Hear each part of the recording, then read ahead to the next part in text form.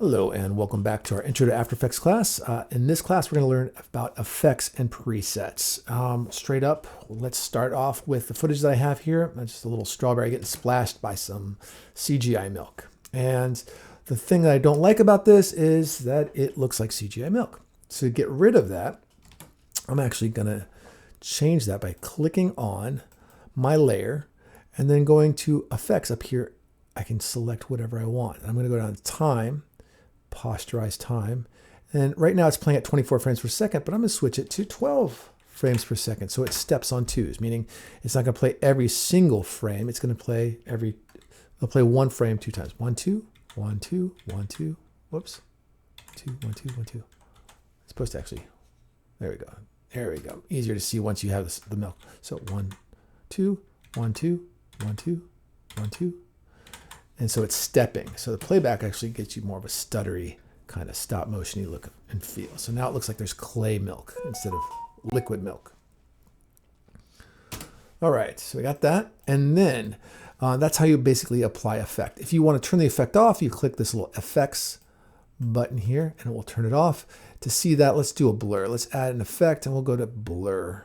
Blur, and we'll add a fast box blur. And we'll crank this sucker up. See, so now we have a blur on there.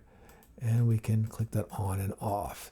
If I want to make a keyframe, let's say I turn it on. Let's make a 0, or we'll leave that 14 so it's blurred. And click that little icon there, that little stopwatch. And then we'll scroll forward a little bit and we'll change this to 0. Hit the intro of 0 and it will automatically keyframe for us. And there we go. We have that. Boom. And so it comes into focus. Now you can also go down here and under your effects in the timeline in your layer, you can control all that stuff too as well. And you can see where the keyframes are, which is great. What if I wanted to save this and apply these effects to another layer or in another composition or other work? Like for instance, if you did your color correction and you did like you added some color here, let's do that. Let's add a color correction, and let's just make hue and saturation. I'm just going to colorize. There we go.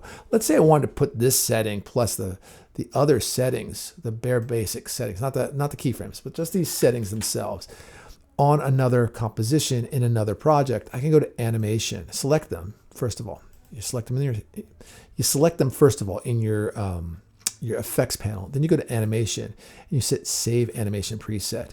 And you can say, just draw color and time. It's kind of already there. We'll name it as number 2. And we saved it. And now, give it a second so it can load. There we go. But now, if I got rid of these, delete, and I went to animation, and recent presets, I can go strawberry color. And there it goes already. And actually it has the keyframes on there. So, which sometimes it will not keep those keyframes.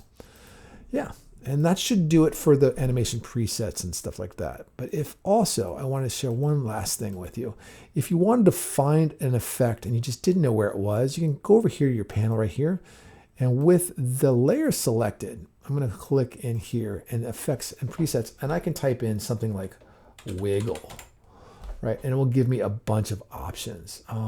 Or, for instance, I can go and put key or matte, and you'll be able to find all sorts of different types of settings and stuff like warp, and you can apply these basically pretty simply by just clicking and dragging.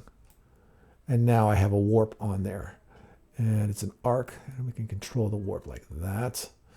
And it's pretty straightforward. You just click, drag, or you can double click on it, and that'll give you all your settings. So that should do it for effects and presets for your footage. I look forward to seeing you in our next class. Thank you, and I'll see you soon.